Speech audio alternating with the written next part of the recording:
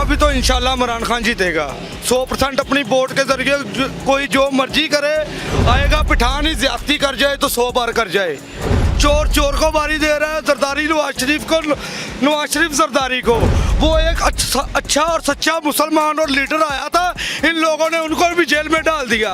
Election वाले तो पता कोई नहीं जी कि इलेक्शन होंगे कि नहीं होंगे, कि कैंसल हो जाते हैं। देखो जे हुकूमत आई तो नून लीग की आनी है। इमरान खान वोट देना, जिन्होंने वो खिलारेगा वो कहेगा ना खंबे ਨੂੰ ਪਾ ਦਿਓ ਉਹਨੂੰ ਵੋਟ ਪਾ ਦਿਓ। ਅੱਛਾ, ਤੁਹਾਨੂੰ ਕੀ ਲੱਗਦਾ ਹੈ 8 ਫਰਵਰੀ ਨੂੰ ਇੰਤਖਾਬਾਤ ਹੋਣਗੇ? ਹੁਣ ਜਾਂ ਨਾ ਇਹਨਾਂ ਨੇ ਜੋ ਕੁਝ ਵੀ ਕਰਨਾ ਨਾ ਇਹਨਾਂ ਮੁਲਕ ਦੇ ਉੱਤੇ ਭਾਰ ਹੀ ਪਾਣਾ ਵਾ। ਜੀ ਇਲੈਕਸ਼ਨ ਹੋਣੇ ਚਾਹੀਦੀ ਹੈ। ਵੇਖੋ ਕੋਈ ਨਾ ਕੋਈ ਬੰਦਾ ਆਉਣਾ ਚਾਹੀਦਾ। ਹੁਣ ਗੈਸ ਉਹ ਬੰਦ ਹੋਈ ਆ, ਪਾਣ ਨਹੀਂ ਦੇਈ, ਇਸ ਨਾਲ ਬਿਜਲੀ ਮਹਿੰਗੀ ਆ, ਕੋਈ ਨਾ ਕੋਈ ਚੀਜ਼ ਸਸਤੀ ਹੋਣੀ ਚਾਹੀਦੀ ਹੈ। ਇਲੈਕਸ਼ਨ ਹੋ ਗਈ। ਨਜ਼ਰ ਆ ਰਿਹਾ ਕਿ ਇੱਕ ਲੀਡਰ ਨੂੰ ਫੜ ਕੇ ਅੰਦਰ ਦਿੱਤਾ ਤੇ ਉਹਦਾ ਨਿਸ਼ਾਨ ਵੀ ਖਤਮ ਕਰ ਦਿੱਤਾ ਤੇ ਇਲੈਕਸ਼ਨ ਕਿਸ ਤਰ੍ਹਾਂ ਹੋਏਗਾ। ਬਿਲਕੁਲ ਇਲੈਕਸ਼ਨ ਹੋਣਗੇ।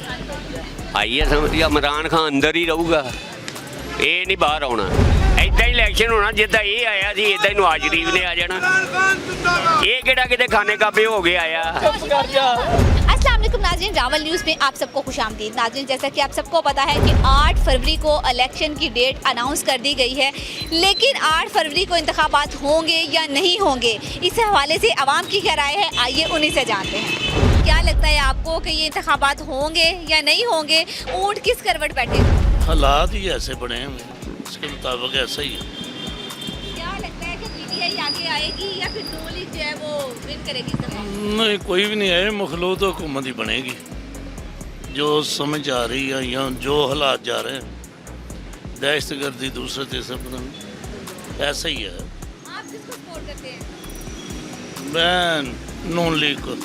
इलेक्शन वाले तो पता कोई नहीं जी कि इलेक्शन होंगे कि नहीं होंगे, कि कैंसल हो जाते हैं। देखो जे हुकूमत आई तो नून लीग की आनी है। अच्छा, तो नून लीग क्या करे? नवाज शरीफ की हुकूमत आए। नवाज शरीफ। आप नवाज शरीफ को सपोर्ट करते हैं? हाँ जी, नवाज शरीफ। किस लिए सपोर्ट करते हैं? क्या लगता है आपको कि नवाज शरीफ क्या करेगा मुल्क के लिए? ਅੱਗੇ ਉਹਨੇ ਕੰਮ ਕੀਤੇ ਨੇ, ਅੱਗੇ ਉਹਨੇ ਮੁਲਕ ਦੇ ਵਿੱਚ ਸਾਰੇ ਕੰਮ ਕੀਤੇ ਨੇ, ਸੜਕਾਂ ਬਣਾਈਆਂ, ਪੁਲ ਬਣਾਏ, ਸਾਰੇ ਕੰਮ ਕੀਤੇ ਉਹਨੇ। आप वोट जो है वो नून लीग को देंगे या पीटीआई को? ਨੂਨ ਲੀਗ ਕੋ 30 ਸਾਲ ਇਹਨਾਂ ਨੂੰ ਵੋਟ ਦਿੱਤੇ ਆ। ਇਹਨਾਂ ਦੀਆਂ ਔਲਾਦਾਂ ਅਮੀਰ ਹੋ ਗਈਆਂ, ਸਾਡੀ ਔਲਾਦ ਬੱਚੇ ਕਿਉਂ ਨਹੀਂ ਹੁੰਦੇ?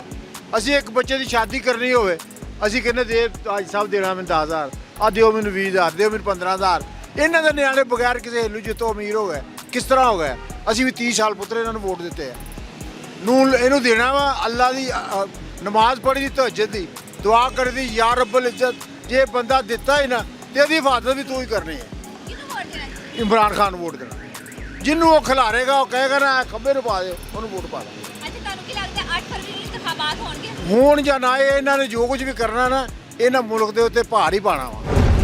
ਇਲੈਕਸ਼ਨ ਤਾਂ ਹੋ ਨਾ ਹੋ ਤਾਂ ਕਿਰਨ ਦੀ ਗੱਲ ਇਹ ਆ ਵੀ ਕਿਰਨ ਦੇ ਅਸੀਂ ਇਸ 5 ਸਾਲ ਦੇ ਵਿੱਚ ਜਿਹੜਾ ਨਾ ਇੰਨੀ ਮਹਿੰਗਾਈ ਹੋ ਗਈ ਆ, ਸਾਨੂੰ ਨਾ ਨਵਾਜ਼ ਸ਼ਰੀਫ ਦਾ ਪਤਾ ਨਾ ਸਾਨੂੰ ਦੂਸਰੇ ਇਮਰਾਨ ਖਾਨ ਦਾ ਪਤਾ।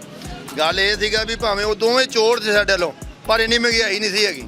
ਹਰ ਚੀਜ਼ ਸਸਤੀ ਸੀ, ਆਟਾ ਚੀਨੀ ਹਰ ਚੀਜ਼ ਮਿਲਦੀ ਸੀ। ਹੁਣ ਐ ਗਰੀਬ ਆਦਮੀ ਅਸੀਂ ਜਿਹੜੇ ਭੁੱਖੇ ਮਰਨ ਦੇ ਆ, ਅਸੀਂ ਲੋਡ ਰਕਸ਼ੇ ਵਾਲੇ ਆ ਜੀ। ਇਲੈਕਸ਼ਨ ਹੋਣੇ ਚਾਹੀਦੀ ਹੈ। ਵੇਖੋ ਕੋਈ ਨਾ ਕੋਈ ਬੰਦਾ ਆਉਣਾ ਚਾਹੀਦਾ। ਹੁਣ ਗੈਸ ਉਹ ਬੰਦ ਹੋਈ ਆ, ਪਾਣ ਨਹੀਂ ਦੇਈ, ਇਸ ਨਾਲ ਬਿਜਲੀ ਮਹਿੰਗੀ ਆ, ਕੋਈ ਨਾ ਕੋਈ ਚੀਜ਼ ਸਸਤੀ ਹੋਣੀ ਚਾਹੀਦੀ ਹੈ। ਇਲੈਕਸ਼ਨ ਹੋ ਗਈ। ਬਹੁਤ ਮੁਸ਼ਕਲ ਆ ਜੀ। ਇਹਦੀ ਕੀ ਵਜ੍ਹਾ? ਇਹਦੀ ਵਜ੍ਹਾ ਸਾਹਮਣੇ ਨਜ਼ਰ ਆਉਂਦੇ ਆ।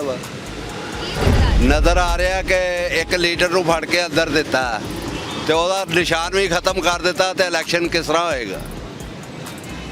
ਦੱਸੋ, ਕਹਿਣਾ ਚਾਹੋਗੇ? ਮੈਸੇਜ ਇਹ ਹੀ ਆ ਕਿ ਉਹਨੂੰ ਵੀ ਛੱਡਣ, ਕਲੀਅਰ ਕਰਨ। ਸਾਰੇ ਵੋਟ ਆਵਾਮ ਨੇ ਵੋਟ ਪਾਉਣਾ, ਆਵਾਮ ਨੇ ਮੁੰਤਖਬ ਕਰਨਾ, ਫੇਰ ਹੀ ਪਤਾ ਲੱਗੇਗਾ ਕੀ ਬਣਨਾ ਕੀ ਨਹੀਂ। ਬਿਲਕੁਲ ਇਲੈਕਸ਼ਨ ਹੋਣਗੇ। ਆਈਏ ਨਵਾਜ਼ ਜਾਂ ਇਮਰਾਨ ਖਾਨ ਅੰਦਰ ਹੀ ਰਹੂਗਾ, ਇਹ ਨਹੀਂ ਬਾਹਰ ਆਉਣਾ। ਇਹਦੀ ਕੀ ਵਜ੍ਹਾ ਹੈ? ਇਹਦੀ ਵਜ੍ਹਾ ਇਹ ਹੀ ਉਹਨੂੰ ਅੰਦਰ ਰੱਖਣਾ, ਜਿਹੜਾ ਉਹਨੇ ਪੱਡੇ ਪਾਏ ਆ, ਉਹਨੇ ਅਸੀਂ ਪਾਏ ਆ, ਉਹਨੇ ਨਹੀਂ ਬਾਹਰ ਆਉਣਾ। ਇੱਦਾਂ ਹੀ ਇਲੈਕਸ਼ਨ ਹੋਣਾ ਜਿੱਦਾਂ ਇਹ ਆਇਆ ਸੀ, ਇੱਦਾਂ ਹੀ ਨਵਾਜ਼ ਸ਼ਰੀਫ ਨੇ ਆ ਜਾਣਾ। ਇਹ ਕਿਹੜਾ ਕਿਤੇ ਖਾਨੇ ਕਾਬੇ ਹੋ ਕੇ ਆਇਆ। पहली तो बात यह है इलेक्शन कराने की ज़रूरत ही नहीं है। वैसे डी सीट इलेक्शन है, नवाज शरीफ साहब वज़ीर आज़म है पक्का, अगर ना होते तो केस ही क्यों ख़त्म होने थे, तो इसलिए क्या ज़रूरत है अब मूड में ਹੋਣਾ ਚਾਹੀਦਾ ਵਾ, ਲੇਕਿਨ ਸਹੀ ਇਨਸਾਫ ਹੋਣਾ ਚਾਹੀਦਾ ਵਾ। ਤੁਹਾਡੇ ਖਿਆਲ 'ਚ ਕੀ ਇਨਸਾਫ ਹੋਣਾ ਚਾਹੀਦਾ? ਇਮਰਾਨ ਖਾਨ ਵੀ ਛੱਡਣਾ ਚਾਹੀਦਾ ਵਾ। ਬਾਕੀ ਦੇਖੋ अल्लाह करम करेगा। होगा भी तो इंशाल्लाह इमरान खान जीतेगा 100%। अपनी वोट के जरिए कोई जो मर्जी करे आएगा। पठान ही ज्यादती कर जाए तो 100 बार कर जाए।